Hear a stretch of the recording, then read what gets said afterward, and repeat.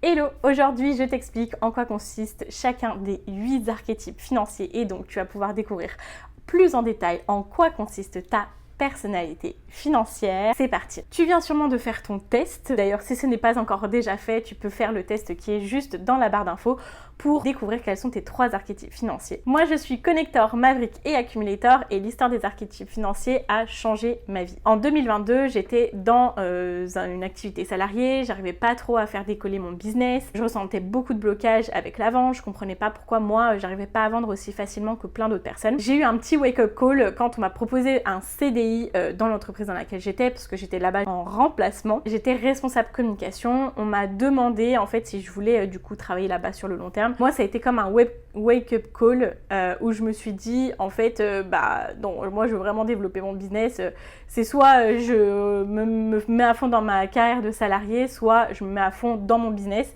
Et ce que j'ai proposé, c'est de me mettre à mi-temps, du coup, pour pouvoir relancer mon activité. Ils étaient très bien au courant que j'avais une activité à côté. C'est ce que j'ai fait et ça a tombé pile poil au moment où j'ai découvert les archétypes financiers, mes archétypes, et ça a été une révolution. Je pensais poser ma démission au courant de l'année, je savais pas si ça allait être possible au courant de l'année 2023, et ce qui s'est passé, c'est que 4 mois après, j'ai dû poser ma démission en anticipé bien avant que je pensais la poser, parce que j'avais beaucoup trop de travail dans mon activité entrepreneuriale, et en fait ça avait plus de sens pour moi de continuer à bosser dans mon travail salarié, et donc j'ai posé ma démission en avril 2023 et j'ai quitté définitivement l'entreprise en juin 2023 et voilà, la première année d'implémentation des archétypes financiers dans mon business a été une expansion folle.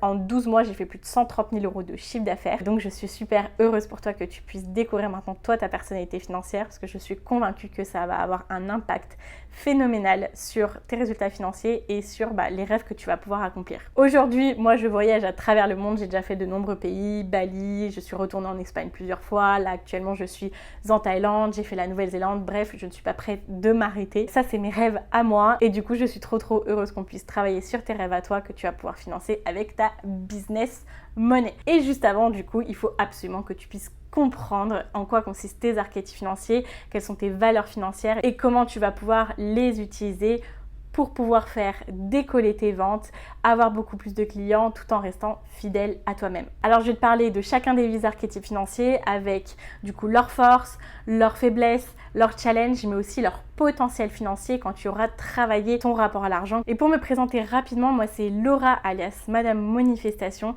Je suis coach en money mindset, je pense que tu as pu le comprendre et j'accompagne les femmes entrepreneurs françaises à révolutionner leur rapport à l'argent pour décupler leur vente. Donc n'hésite pas à me transmettre sur Instagram tes résultats ou même en description de cette vidéo, me dire quels sont tes 3 grands archétypes financiers et à la fin de cette vidéo de me dire exactement ce que tu en as pensé, si tu t'es reconnu dedans ou pas.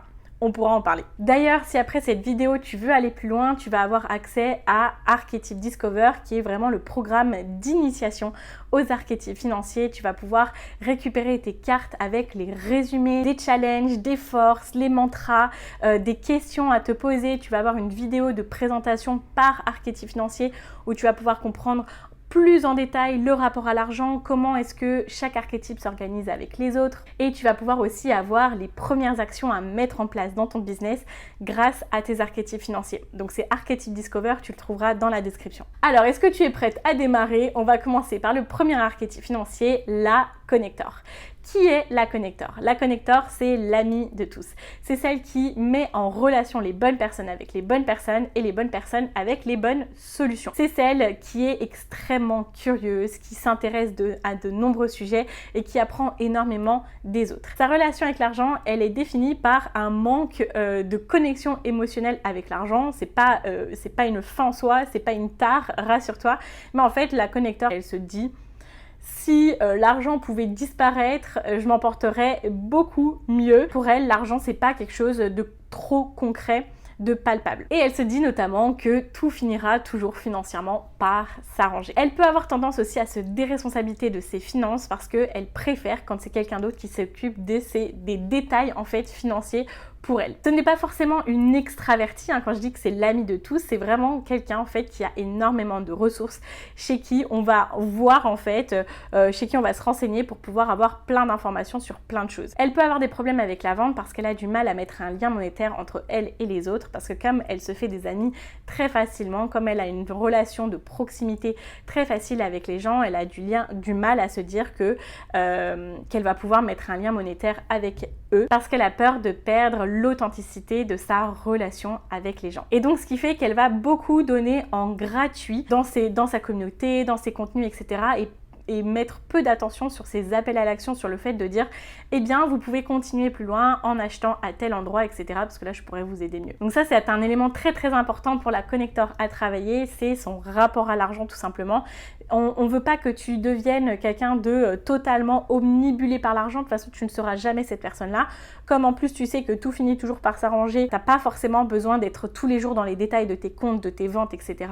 Par contre tu as besoin de mettre une attention particulière sur le fait d'accepter et de devenir beaucoup plus à l'aise, de te décomplexer avec la vente. Sache que je n'ai jamais fait autant de ventes et de connexions, et je n'ai jamais eu autant de liens de proximité que depuis que je me suis décomplexée de la vente tout simplement. Et je suis hyper alignée avec ma façon de vendre parce que ça me permet de créer des liens sincères et d'authenticité auprès de mes clientes. Donc ça c'est quand tu travailles ton rapport à l'argent. Donc pour aller plus loin, tu peux du coup rejoindre Archetype Discover pour cette initiation et commencer à explorer les premières choses grâce à ton archétype financier, la connector. Maintenant, passons à l'accumulator. L'accumulator, c'est la personne qui, elle, a une relation très proche avec l'argent.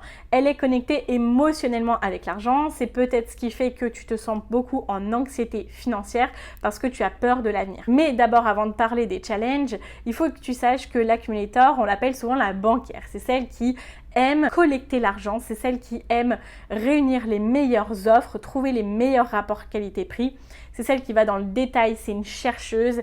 Elle aime savoir en fait quelles sont les meilleures façons d'investir son argent et de faire plus d'argent. C'est quelqu'un pour qui faire une épargne, c'est plutôt facile. Par contre, si aujourd'hui tu es accumulator et que tu n'as pas d'épargne, ne te dis pas que ce n'est pas ton archétype financier. C'est parce qu'il y a d'autres choses qui prennent le pas et que en fait, il y a simplement des choses à réaligner pour que tu puisses explorer ton potentiel financier qui est de la personne qui se crée une grande stabilité financière. La guideline du succès de l'accumulator, tout simplement, c'est la stabilité financière. Donc si tu es en train de regarder cette vidéo aujourd'hui, c'est pas pour rien, c'est parce que le sujet de l'argent t'intéresse, que tu aies de l'épargne ou pas, que tu sois bonne pour épargner ou pas. L'accumulator, c'est une analyste. C'est quelqu'un qui a un côté très terre à terre, qui n'aime pas prendre des risques financiers pour rien. Par contre, dans ces challenges, elle est souvent amenée à être, comme je te le disais, dans une anxiété financière parce qu'elle est dans la paralysie de l'analyse.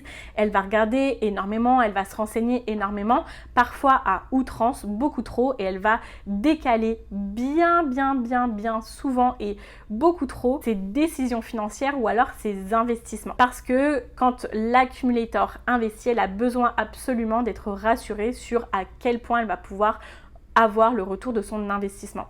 Et c'est là que le fait de travailler sur elle et d'investir par exemple dans des coachs, des formations, ça peut la challenger.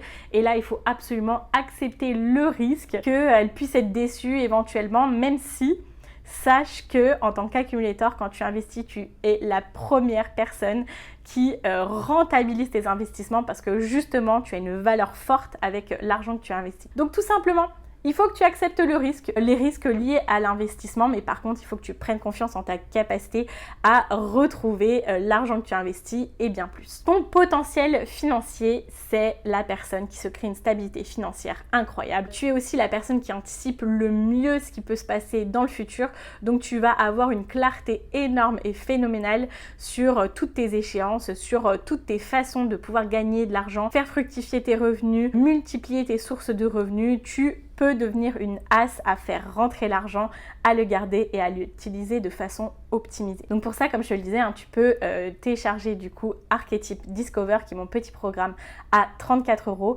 qui va te permettre de t'initier totalement à la découverte de tes archétypes financiers en mettant en place les premières actions dans ton business. Maintenant, on passe à la romantique. Alors, qui est la romantique? C'est l'épicurienne, c'est la sensible. C'est celle pour qui la vie a besoin d'être vécue pleinement, elle a besoin de vivre des émotions, elle a besoin d'être galvanisée. Sa guideline du succès, c'est le plaisir. Et avec l'argent, en fait, elle se dit je le mérite, donc je vais dépenser cet argent-là, je vais investir cet argent-là, etc. Et parfois, elle peut se mettre un petit peu dans la panade financière parce qu'elle est beaucoup plus dans la gratification instantanée quand elle n'a pas travaillé sa relation avec l'argent que dans le fait de mettre en place des choses qui vont permettre de récolter de l'argent après. Elle peut avoir tendance du coup à avoir des dépenses compulsives, etc. Puis après culpabiliser et se dire mais voilà, je suis pas comme tout le monde, moi j'arrive pas à mettre de côté, etc. Et donc je tiens à te dire qu'on ne te rendra pas une maniaque de la gestion où tu ne perdras pas ton plaisir tout en faisant rentrer plus d'argent, en gardant de façon beaucoup plus optimisée. La romantique, c'est celle qui rend tout beau, c'est celle qui a la capacité de faciliter les choses, c'est la shortcuteuse, c'est celle qui prend des raccourcis pour gagner de l'argent beaucoup plus facilement. Pour elle, c'est important que 20% de ses actions apportent 50% de résultats. Et donc ces challenges financiers, comme je te l'ai dit, c'est parfois de dépenser beaucoup trop et après de tomber dans la culpabilité et de s'empêcher en fait de se créer sa sécurité financière parce que la romantique a l'impression que se créer une sécurité financière, c'est pas fun, c'est pas cool et donc du coup c'est chiant. Sache que ça peut être autrement. Ton potentiel financier, c'est quoi? Tu es la meilleure personne pour que tes actions soient rentabilisées le plus vite possible. Tu sais comment faire les choses et quand tu as travaillé ton rapport à l'argent, tu as une gestion beaucoup plus optimisée, beaucoup plus pérenne qui te permet de te faire encore plus plaisir. La romantique qui a un business qui fonctionne de malade mental, c'est celle qui se crée la Dolce Vita. C'est celle qui travaille peu d'heures dans la journée et qui a un maximum d'argent qui rentre de façon assez passive parce qu'elle a mis en place les efforts aussi pour y arriver. Et c'est le meilleur exemple qui inspire les gens à créer plus d'argent sans finir en burn-out. Passons maintenant à la célébrité. Qui est la célébrité? C'est la star des archétypes. C'est celle qui a une grande facilité à s'attirer des traitements VIP, celle pour qui la vie de rêve est juste ce qu'elle veut de base. Sa base, c'est la vie de rêve, c'est sa vision du luxe. Pour elle, le statut social aussi peut être important et elle a une grande facilité à attirer des connexions importantes, des relations importantes. Même dans son travail, elle a peut-être pu évoluer extrêmement rapidement, à atteindre des sphères qui sont absolument énormissibles pour le commun des mortels. Ça, c'est la célébrité, quel que soit son milieu de provenance, etc. La célébrité, elle aime ce qui brille, elle aime le luxe, elle aime les belles choses, elle aime le luxe ultime. Et ces challenges, c'est quoi? C'est que parfois, elle peut avoir tendance à avoir une réalité financière extérieure, donc des signes extérieurs de richesse qui ne sont pas du tout en adéquation avec l'intérieur de ses comptes en banque. Parfois, elle peut avoir tendance à dépenser de l'argent dans des choses qui, pour montrer en fait son statut social, pour montrer certaines choses, et finalement dans ses comptes en banque c'est un peu plus le chaos que ça en a l'air. Et ce qui se passe, c'est que en fait tout simplement la célébrité, elle a la possibilité de monter très haut, elle a la possibilité de monter très vite, de négocier des contrats très importants, elle est à l'aise avec tout ça, mais par contre elle a tendance à passer un petit peu à côté les détails de structure, les détails pour faire en sorte que les choses deviennent pérennes. Et donc le potentiel financier, c'est que la célébrité, quand elle travaille son rapport à l'argent, elle va déjà manifester des sommes encore plus folles d'argent, ça c'est sûr et certain, et en plus elle se crée une stabilité financière, elle se crée une sécurité, elle peut dormir enfin sur les deux oreilles parce qu'elle sait qu'elle a une vie financière qui est en accord avec son statut financier et que autant sur ses comptes que dans sa vie personnelle et sociale, elle a de la stabilité financière et que l'argent rentre à flot et reste aussi de façon optimisée. Maintenant, on pense à la rouleur. Alors, la rouleur, c'est l'entrepreneur né. C'est la créatrice d'empire. Alors, attention, tu n'as pas forcément besoin de vouloir créer un empire comme Mark Zuckerberg. Tu n'as pas forcément envie de devenir milliardaire. Mais en tout cas, la rouleur, c'est quelqu'un qui voit des opportunités business de partout. Elle a toujours des idées pour savoir comment monétiser chaque chose. Et d'ailleurs, j'imagine que tu es peut-être dans l'entrepreneuriat parce que tu as vu un besoin quelque part, tu as vu une opportunité et tu t'es dit, il faut absolument que j'aille là-dedans parce que je vois que je peux me faire de l'argent, je peux apporter quelque chose et je peux avoir de l'impact. La rouleur, c'est quelqu'un qui fait des choix très judicieux dans son business, qui est très attentive à ses dépenses, qui peut avoir parfois un petit peu de mal à sortir l'argent de son business, mais c'est ok, on va en parler après dans les challenges. Et puis aussi, la rouleur qui se lance dans l'entrepreneuriat, c'est bien souvent quelqu'un qui a pu finir en burn-out ou en déception totale de son milieu de travail parce qu'elle a énormément donné, en étant énormément source de propositions, en faisant énormément de choses. Elle a beaucoup monté dans son entreprise, sauf qu'au bout d'un moment, en fait, elle s'est rendue compte que soit c'était plus aligné avec elle, soit elle donnait beaucoup trop et qu'elle n'avait pas les retours financiers nécessaires ou les retours juste de gratification nécessaires. C'est ce qui a pu faire que,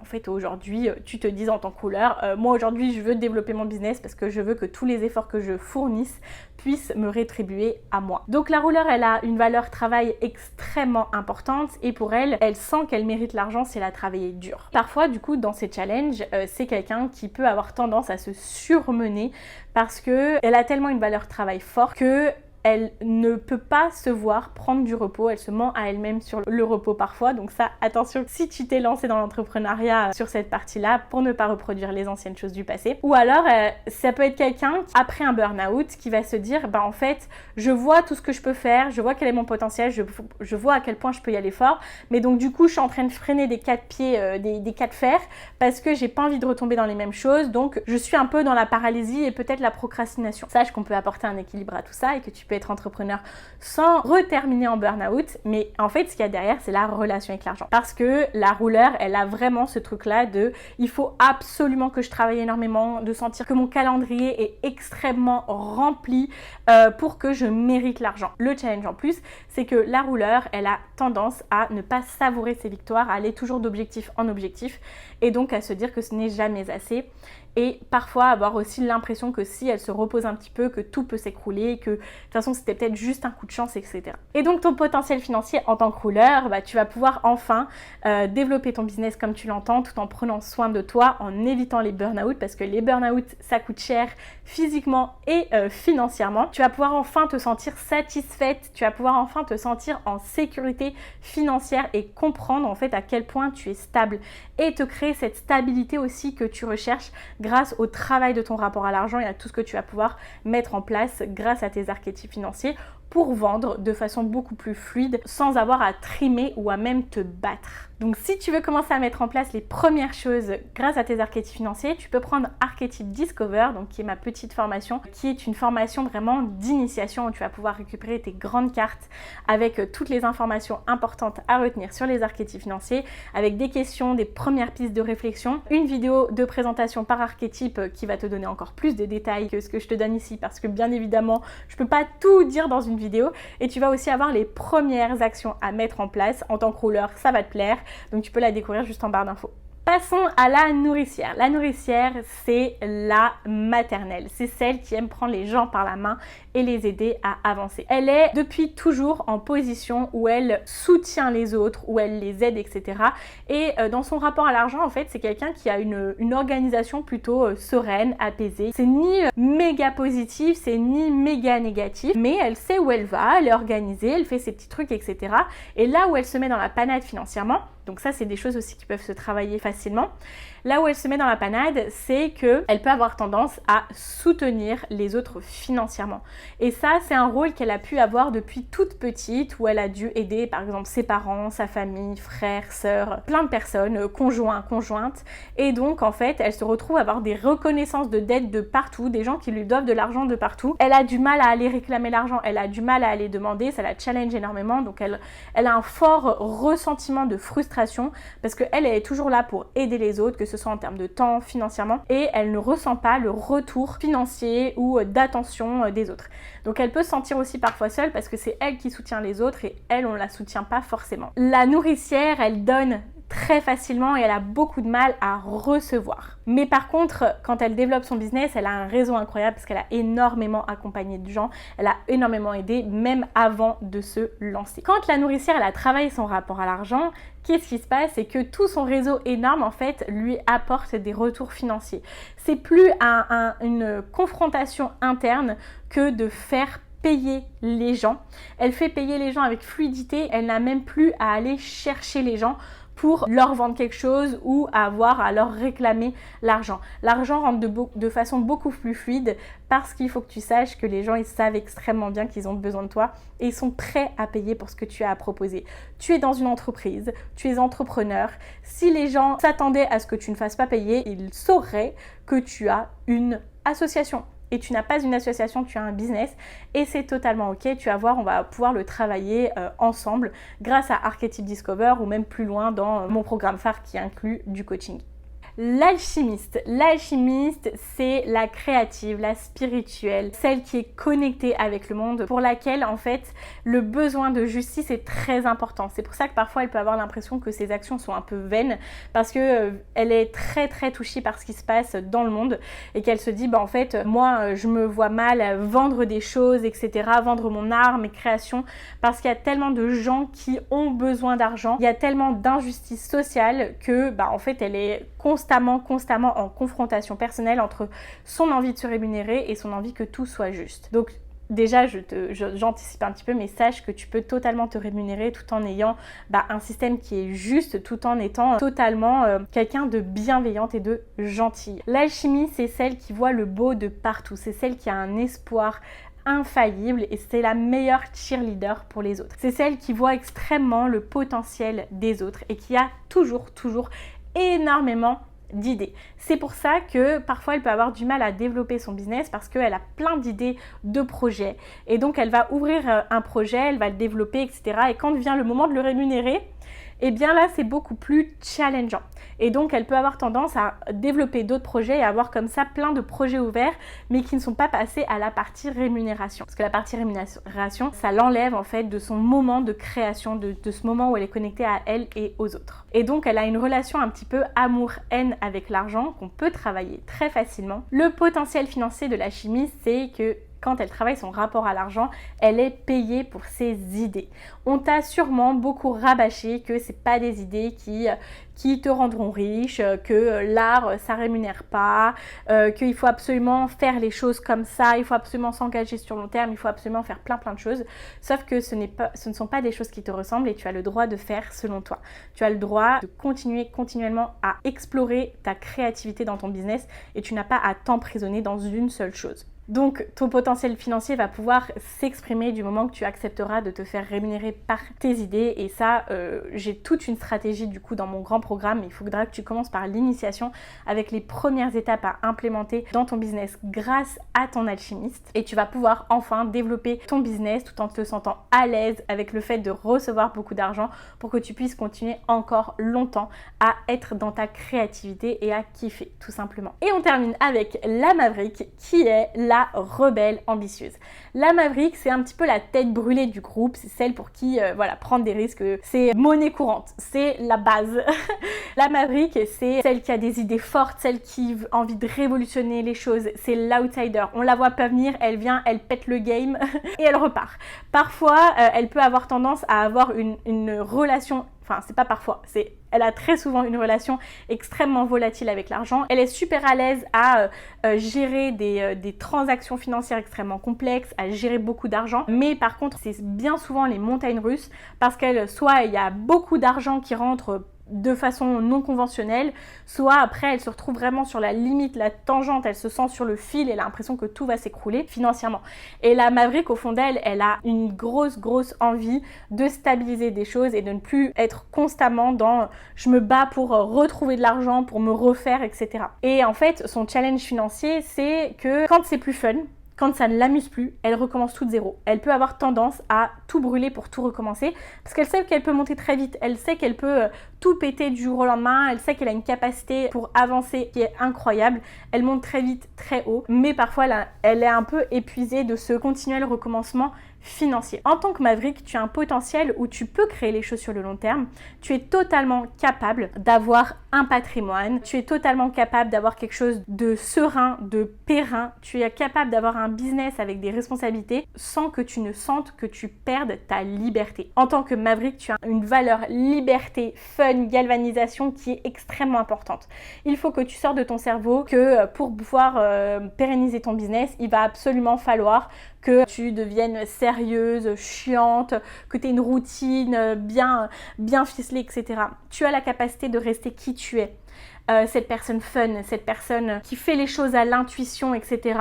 tout en te construisant un business qui va te faire rentrer un maximum d'argent, par lequel tu vas pouvoir avoir un maximum d'impact. Si tu souhaites le faire et commencer à le découvrir, tu peux prendre Archetype Discover, du coup qui est le programme d'initiation pour pouvoir mettre en place les premières actions et commencer à avancer sur le sujet. Sache que du moment que tu auras travaillé ton rapport à l'argent, il y a énormément de choses qui vont changer dans ta vie et les gens autour de toi qui te disent oui mais toi t'es volatile, oui mais toi t'es pas stable, etc. T'as un panier percé, ils seront là à te demander ce que t'as fait, comment t'as fait. Toi qui peut paraître pas stable, eh bien on te demandera à toi quelles sont tes astuces avec l'argent. Voilà, bah écoute, j'ai été ravie de te faire découvrir les 8 archétypes financiers et donc tes 3 archétypes financiers principaux. Si tu as des questions, n'hésite pas à les poser dans la partie des commentaires ou alors à venir me contacter sur Instagram. Mon nom est madame.manifestation. Tu te retrouveras toutes les infos de toute façon en description. Et puis je te dis à très vite. Bye bye.